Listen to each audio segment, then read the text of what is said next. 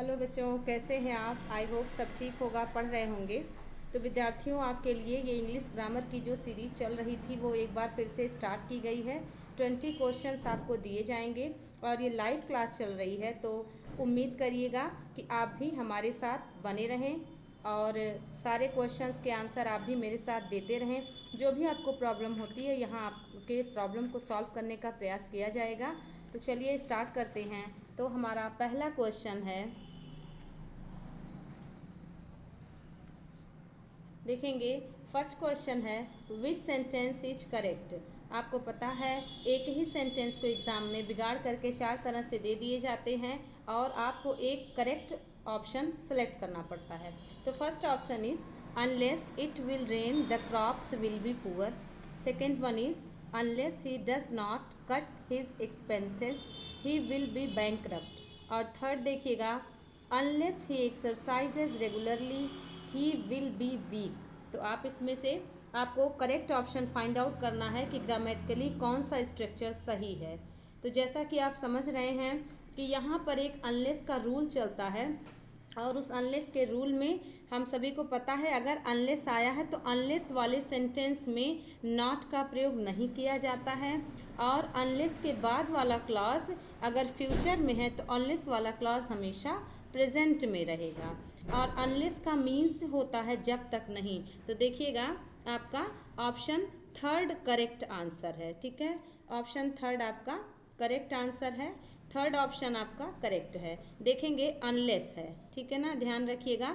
Unless हो या until हो, ये दो ऐसे वर्ड्स होते हैं जिसका मीन्स ही होता है जब तक नहीं। ठीक है, तो जब तक नहीं इसका मीन्स ही होता है।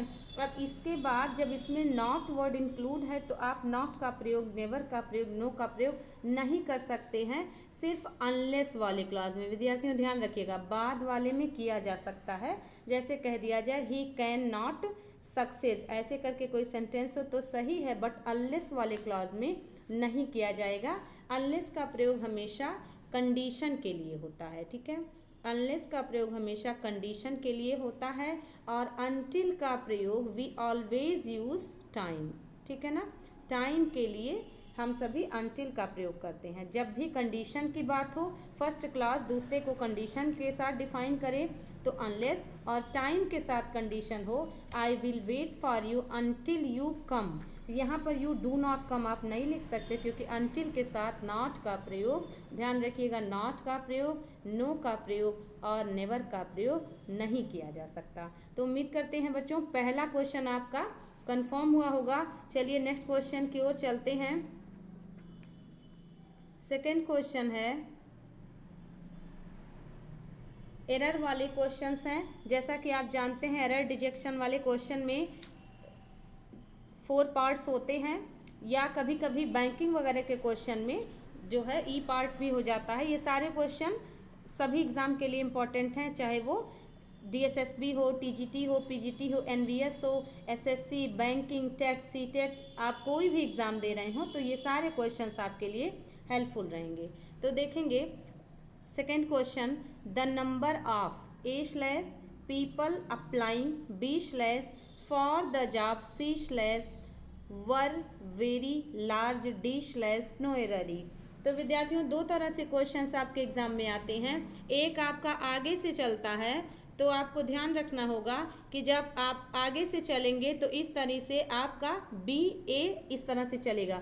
बट आपको ये भी ध्यान रखना है कि कई बार क्या होता है, ज़्यादातर एग्ज़ाम में आपको आपके पूरे सेंटेंसेस लिखे रहेंगे और सेंटेंसेस लिखने के बाद आपका ए क्लास देगा, ए स्लैश, फिर लिखने के बाद बी स्लैश।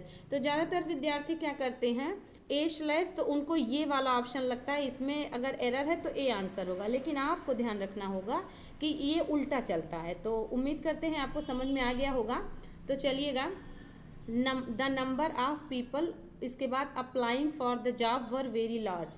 आपको पता है ये सेंटेंस देखने में करेक्ट लग रहा है, बट एक रूल है जो कि आपको जानना पड़ेगा। आप देखिएगा ध्यान से इसको, कि जब कभी भी सेंटेंस में आपको द नंबर ऑफ मिले, ठीक है, सेंटेंस में अगर आपको द नंबर ऑफ मिले, द नंबर ऑफ, ठीक है। इसके बाद हमेशा जो नाउन रहेगा वो प्लूरल रहेगा। और बट ध्यान रखना है बच्चों, हेल्पिंग वर्ब जो होगा वो हमेशा सिंगुलर रहेगा। तो आप देखिएगा, the number of people applying, तो यहाँ तो सही है, द नंबर ऑफ, फिर पीपल भी प्लूरल है, applying for the job. But आपको देखना होगा, यहाँ पर आपको बताया गया हेल्पिंग वर्ब हमेशा सिंगुलर रहेगा। आप देख पा रहे हैं कि यहाँ हेल्पिंग वर्ब प्लूरल है, तो ये हमारा इनकरेक्ट हो जाएगा। करेक्ट हमारा वॉज यहाँ पर होगा। लेकिन आपको यह भी ध्यान रखना होगा कि अगर यहाँ पर द नंबर ऑफ ना लिख करके अ नंबर ऑफ लिखा रहे, ठीक है, द नंबर ऑफ ना लिख करके अ नंबर ऑफ लिखा रहे, तो आपको देखना पड़ेगा अ नंबर ऑफ, ठीक है। तो इसके बाद जो प्लूरल नाउन होगा वो तो नाउन प्लूरल होगा, बट जो हेल्पिंग वर्ब होगा वह भी प्लूरल होगा। अ नंबर ऑफ रहे तो आप अ से नहीं कंफ्यूज होंगे कि अ लिखा है तो यहाँ पर हम वर या वॉज कर दें, तो यहाँ पर अ नंबर ऑफ तो प्लूरल नाउन। और यहाँ ध्यान रखना है अ रहे तो आप ऐसे भी समझ सकते हैं, उल्टा दिमाग में रखिएगा तो भी आपको याद रहेगा। अ सिंगुलर है बट आपको एक बड़ी संख्या की बात हो रही है तो वर यहाँ पे करेक्ट होगा। बट यहीं द नंबर होता, अगर आपको द नंबर ऑफ है तो यहाँ आपको इसका करेक्ट आंसर हम सभी का हो जाएगा वॉज। तो उम्मीद करते हैं ये आपको समझ आया होगा। आगे बढ़ते हैं थर्ड क्वेश्चन की ओर। तो थर्ड क्वेश्चन हमारा है, each and every A slash man women and child B slash were given food C slash yesterday evening D slash no error. यहाँ भी बच्चों आपको पता है, देखिएगा कई बार विद्यार्थी इनको लगता है कि क्या है, जैसे each every man and man women and child, और यहाँ पर देखिए वर दिया है, बट आपको रूल ध्यान रखना है कि यदि किसी सेंटेंस में एवरी दिया है, ईच दिया है, ठीक है, नन दिया है, ओके, और आपका एनी दिया है, इस तरीके से कुछ वर्ड्स हैं, विशेषकर ईच और एवरी की बात अगर हम करें तो ईच और एवरी अगर सेंटेंस में दिया है तो जो हम लोगों का नाउन रहेगा वो तो सिंगुलर रहेगा, बट हेल्पिंग वर्ब भी सिंगुलर रहेगा। हम सभी इसको जो नाउन है उसको प्लूरल मान के वर नहीं यूज़ करेंगे। हमेशा ध्यान रखिए, ईच के बाद अगर each of the two sisters हो तो यहाँ पर ऑफ द की वजह से सही है, बट हेल्पिंग वर्ब हमेशा सिंगुलर रहेगा। बंध के रहना पड़ेगा आपको, ये रूल है कि ईच और एवरी अगर सेंटेंस में आया है तो यहाँ हमेशा सिंगुलर रहेगा।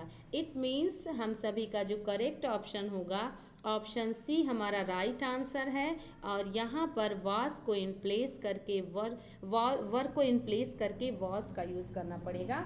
तो उम्मीद करते हैं थर्ड वाले डाउट भी आपके कंफर्म हुए होंगे। चलिए क्वेश्चन नंबर फोर्थ की ओर चलते हैं।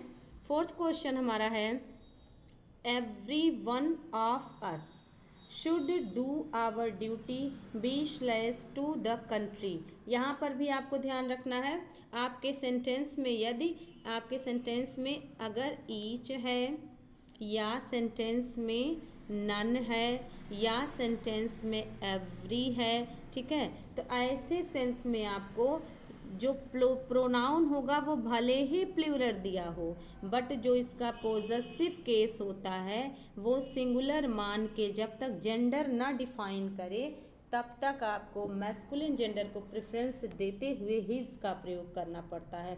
यदि इट होता, जैसे हो जाता ईच ऑफ द डॉग्स तो यहाँ इट्स लिखना पड़ता। यदि होता ईच ऑफ द गर्ल्स या टू गर्ल्स तो यहाँ पर आपको हर लिखना पड़ता। बट यहाँ पर कोई भी जेंडर का जो है डिफिनेशन नहीं है कि यहाँ पर किसको, तो यहाँ जब एवरीवन सबके लिए यूज़ हो तो हिज का प्रयोग करते हैं। तो every one of us should do his duty लिखना होगा, ठीक है। यहाँ पर आप वंस का प्रयोग नहीं कर सकते, हिज का प्रयोग नहीं कर सकते, और यहाँ पर हर का प्रयोग, इट्स का प्रयोग, किसी भी वर्ड का प्रयोग आप नहीं करेंगे except his. We will have to always use his, okay. तो चलिए नेक्स्ट क्वेश्चन की ओर चलते हैं। नेक्स्ट क्वेश्चन है क्वेश्चन नंबर 5। क्वेश्चन नंबर 5 तो देखिएगा, इसमें हम सभी को मिलेगा neither Ram nor his A slash parents are B slash, to blame C slash, no error D slash. तो यहाँ पर भी देखिए neither Ram nor his parents. तो ध्यान रखना होगा यदि किसी सेंटेंस में नाइदर का प्रयोग किया गया है, ठीक है, नाइदर का प्रयोग किया गया है, और का प्रयोग किया गया है, या आप देखेंगे आइदर का प्रयोग किया गया है, तो आपको पता है नाइदर के साथ हम सभी नॉर यूज़ करते हैं, और के साथ कुछ नहीं यूज़ होता, आइदर के साथ कोरिलेटिव कंजक्शन के रूप में और का प्रयोग किया जाता है। तो जब भी नाइदर नॉर आइदर और या और से दो सब्जेक्ट जुड़े हों तो हमेशा ध्यान रखना होगा कि दोनों सब्जेक्ट के साथ जो वर्ब होता है, आई मीन टू से हेल्पिंग वर्ब, वो हमेशा बाद वाले सब्जेक्ट के अनुसार लगता है। तो आप देख पा रहे हैं नाइदर के साथ राम और नॉर के साथ हिज पेरेंट्स है। तो यहाँ पर नाइदर के साथ राम सिंगुलर है, नॉर के साथ हिज पेरेंट्स प्लूरल है, तो यहाँ आर हेल्पिंग वर्ब करेक्ट है। It means no error option हमारा इसमें करेक्ट हो जाएगा। आपका ध्यान रखना होगा यहाँ पर option number D correct answer है, यहाँ पर नो एरर करेक्ट है, ठीक है, इसमें कोई भी एरर नहीं है। अगर एरर हो सकता था तो आर के इन प्लेस करके इज दिया होता, या नाइदर के बाद कई बार क्या होता है नॉर ना करके एंड दे देगा, एज दे देगा या और दे देगा। तो हम सभी जानते हैं नाइदर के साथ हमेशा नॉर का प्रयोग होता है। तो चलिए नेक्स्ट क्वेश्चन की ओर चलते हैं।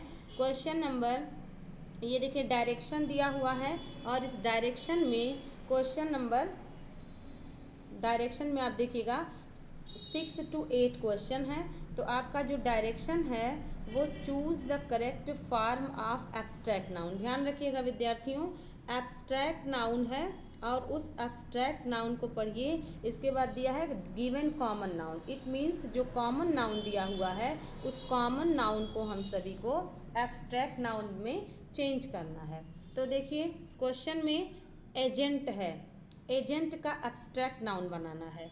तो देखिए पहला क्वेश्चन कह रहा है एजेंसी, पहला ऑप्शन। दूसरा ऑप्शन कह रहा है एगोनी, एगोनी का मतलब होता है पीड़ा, ठीक है, और पीड़ा, और एजाइल का मतलब होता है फुर्तीला यानी कि active person, okay, we can say active.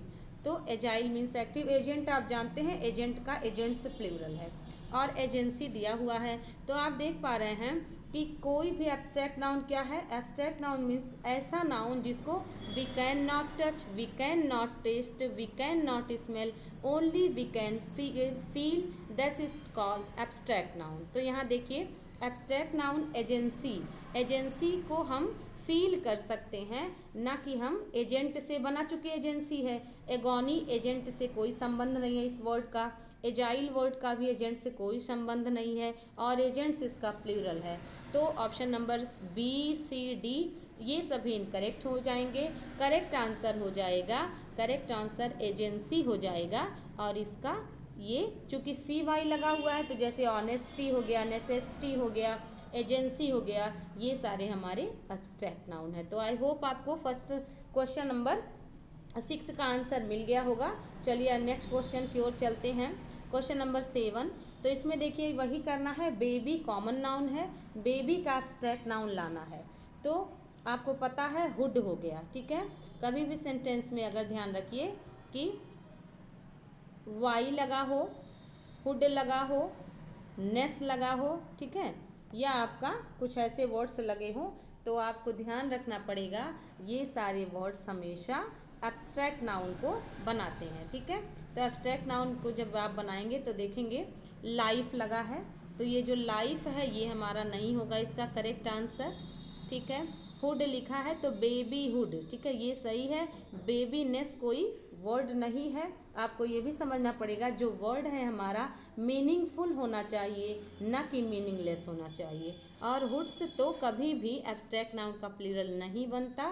तो हमारा करेक्ट ऑप्शन होगा 7 का बी आंसर राइट होगा, B option babyhood. It means होता है, हुड मीन्स होता है ना पन या फिर फीलिंग, ठीक ना, तो यहाँ पर बेबी हुड हो जाएगा। चलिए नेक्स्ट क्वेश्चन की ओर चलते हैं।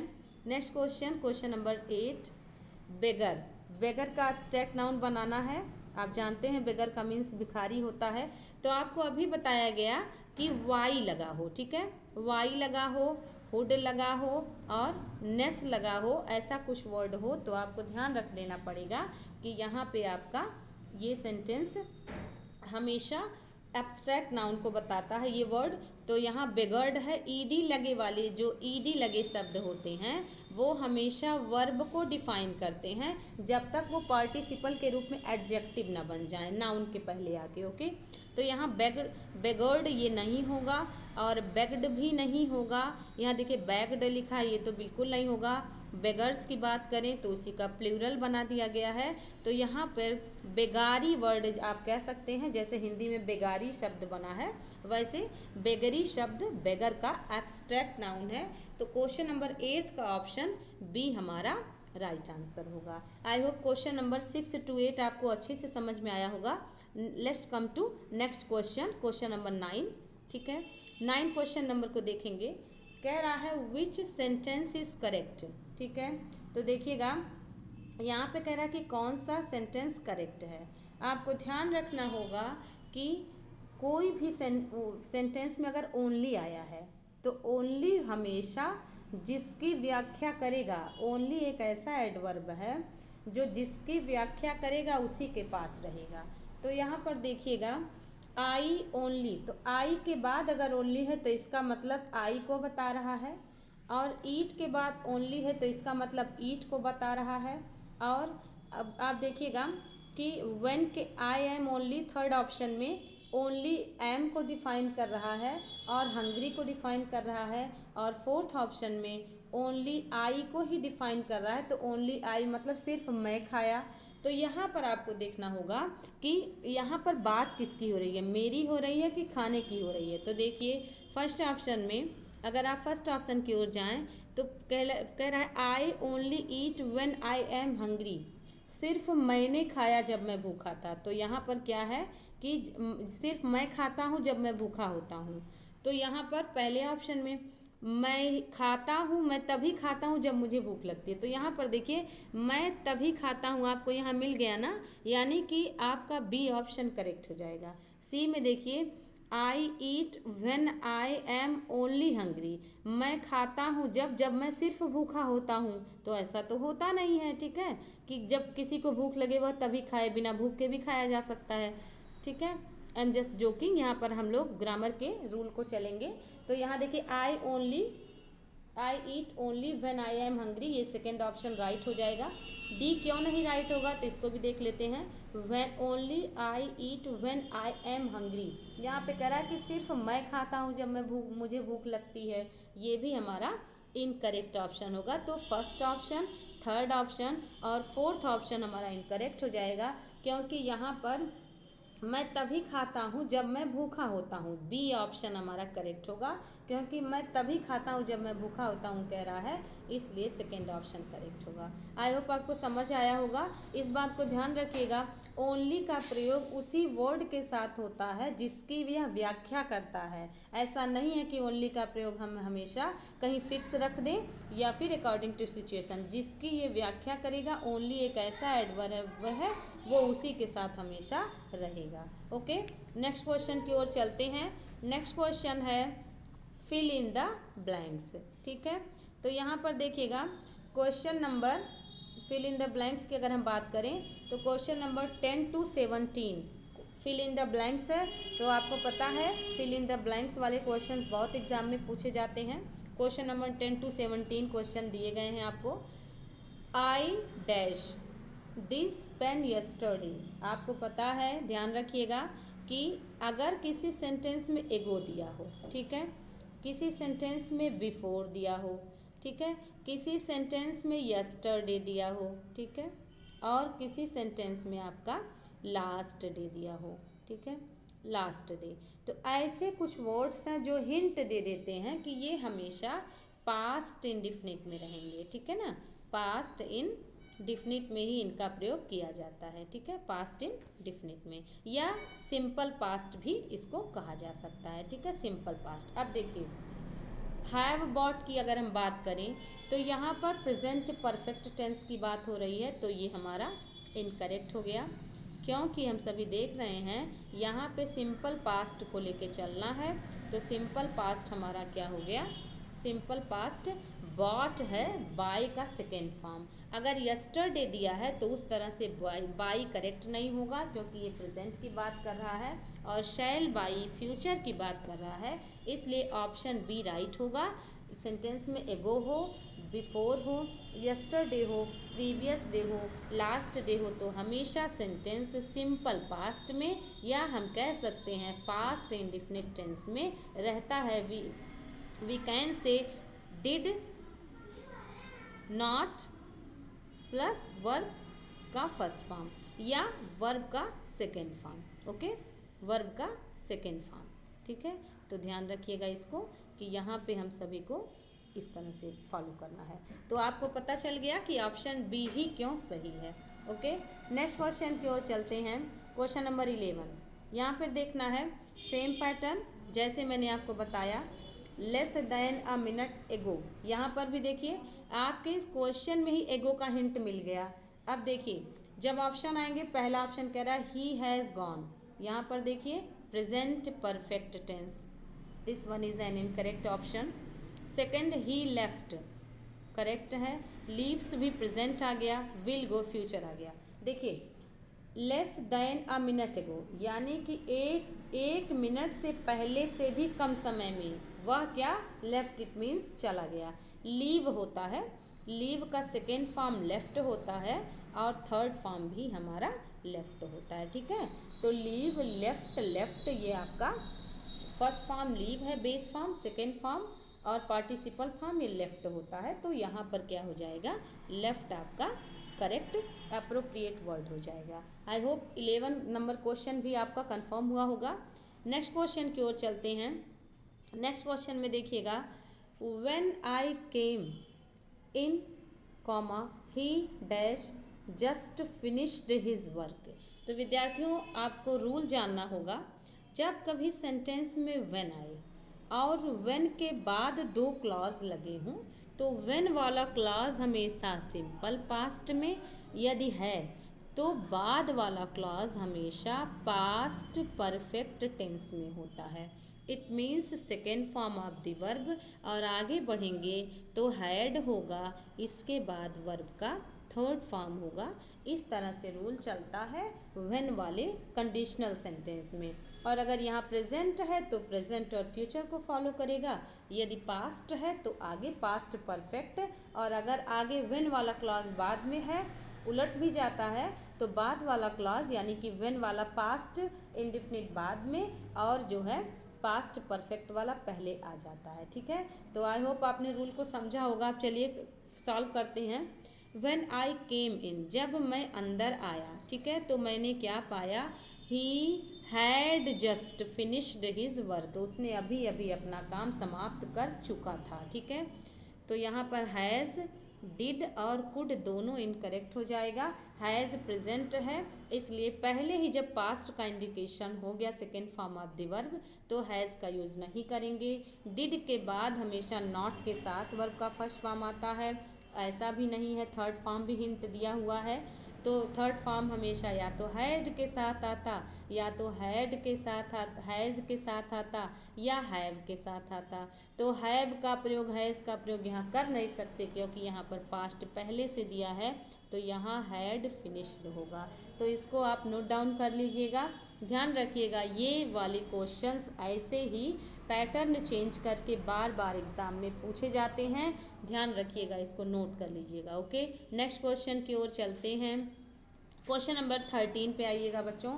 ही थॉट दैट इट, और आपको डैश दिया है रेन, इसमें ब्लैंक में आपको भरना है। अभी आपको हिंट मिल गया क्वेश्चन में ही कि यहाँ पर आपका थॉट दिया हुआ है। थॉट हमेशा सेकेंड फॉर्म को रिप्रेजेंट करता है, थिंक का थॉट। अब यहाँ पर दैट भी लगा हुआ है एज अ कंजक्शन। अब जब पहले ही पास्ट मिल गया तो बाद में पास्ट चलेगा। अब देखिए, उसने सोचा कि बारिश की संभावना है, और ऐसे में आप सभी यूज़ करेंगे वुड का प्रयोग करेंगे। तो यहाँ पर क्या हमारा सही हो जाएगा, विल होगा नहीं क्योंकि पास्ट है, थॉट और शैल भी नहीं होगा। हैड तब हो सकता था जब यहाँ पर रेन्ड हो का मीनिंग निकलता और काम खत्म हो गया होता। यहाँ पर एक प्रकार से संभावना व्यक्त की जा रही है, इसलिए वुड प्लस वर्ब का फर्स्ट फॉर्म की बारिश होगी। और नरेशन में भी हम सभी देखते हैं कि विल का पास्ट हमेशा वुड होता है, और अगर सेंटेंस में शैल दिया है तो शैल का पास्ट हम सभी शुड करते हैं। तो आई होप विद्यार्थियों आपको समझ में आया होगा। नेक्स्ट क्वेश्चन की ओर चलते हैं। Question number 14। क्वेश्चन नंबर 14 की बात करें तो देखिएगा, क्वेश्चन नंबर 14 में he asked what her name.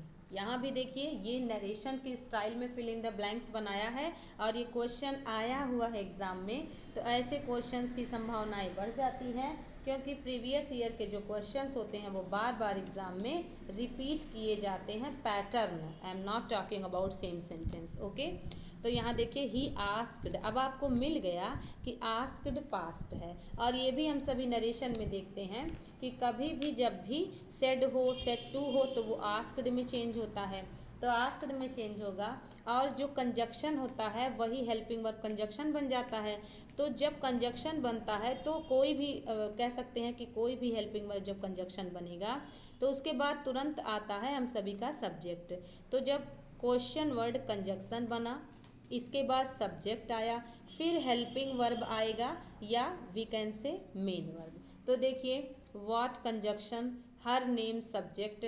तो यहाँ पर जब आस्क्ड आ गया तो वो तो पूछा होगा तुम्हारा क्या नाम है, लेकिन आपको बताना पड़ेगा था कह के, क्योंकि कभी भी is am are was were narration में is am are was were हो जाते हैं और वॉज वर हो तो हैड बीन हो जाता है, ठीक है।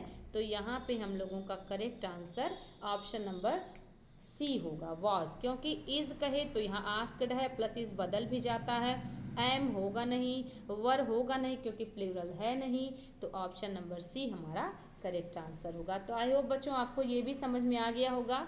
चलिए चलते हैं क्वेश्चन नंबर 15 की तरफ। तो सबसे पहले आप ध्यान रखिए, क्वेश्चन को सॉल्व करने से पहले एक बार आप रूल को रिकॉल कर लें। तो जब आप रूल को रिकॉल कर लेंगे तो आपको पता चल जाएगा कि कैसे क्वेश्चंस एग्ज़ाम में आ रहे हैं। ध्यान रखिएगा, कभी भी लुकिंग, ठीक है, फॉरवर्ड है। अगर आपके सेंटेंस में लुकिंग फॉरवर्ड है तो इसके साथ हमेशा टू होता है। इसके बाद वर्ब का हमेशा आईएनजी फॉर्म यूज़ होता है। Looking forward to plus ING form, इसके साथ एक वर्ड होता है विद अ व्यू टू, ठीक है ना, विद अ व्यू टू। ये दो ऐसे वर्ड हैं जो हमेशा आईएनजी फॉर्म को लेके चलते हैं। तो लुकिंग फॉरवर्ड टू वर्ब का फर्स्ट फॉर्म के साथ आईएनजी और with a view to verb के फर्स्ट फॉर्म के साथ आईएनजी हो तो ये हमेशा आईएनजी को फॉलो करते हैं, ना कि वर्ब के बेस फॉर्म को। वैसे तो हम सभी ने पढ़ा है कि इन्फिनिटिव टू हमेशा फर्स्ट फॉर्म को लेता है, लेकिन जब ये प्रीपोजिशन की तरह ऐड हो तो विद्यार्थियों आईएनजी हमेशा लेता है।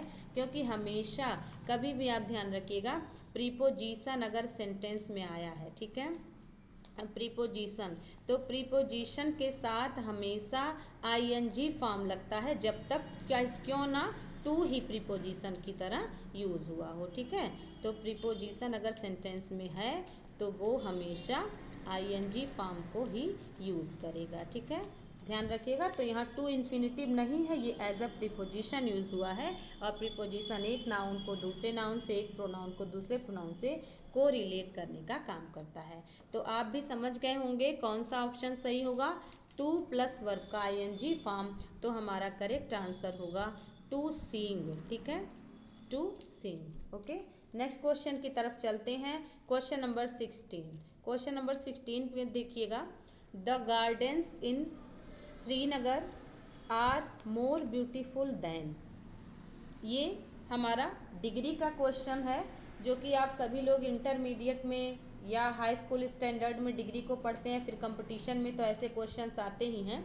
तो अगर देखिए ध्यान रखना होगा कि किसकी तुलना किस में हो रही है। तो आप देख पा रहे हैं कि यहाँ पर गार्डन्स की तुलना हो रही है श्रीनगर से या मैसूर से? तो ऑप्शन देखिएगा, this of Mysore, that in Mysore, these of Mysore, those of Mysore. तो क्या आप बता सकते हैं श्रीनगर की तुलना मैसूर से हो रही है कि श्रीनगर के गार्डन की तुलना मैसूर के गार्डन से हो रही है?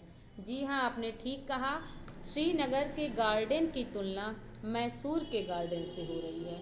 तो यहाँ पर क्या होगा, गार्डन्स प्लूरल है, तो ध्यान रखना होगा बच्चों, जब भी प्लूरल हो तो दोज ऑफ लगता है, ठीक है, प्लस कोई ना कोई नाउन। और अगर सिंगुलर होता तो दैट ऑफ प्लस नाउन होता। तो यहाँ पर आप देख पा रहे हैं कि गार्डन्स, श्रीनगर के गार्डन ज़्यादा सुंदर है मैसूर के गार्डन की तुलना में।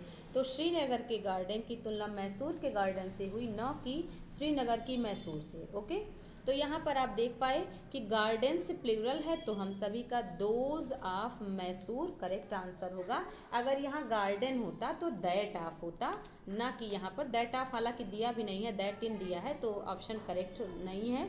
डी ऑप्शन करेक्ट है, दोज ऑफ, क्योंकि यहाँ पर पास तो है नहीं कि आप दीज करो, आप ये पता है डेमोन्स्ट्रेटिव प्रोनाउन 4 होते हैं, दिस, दैट, दीज, दोज।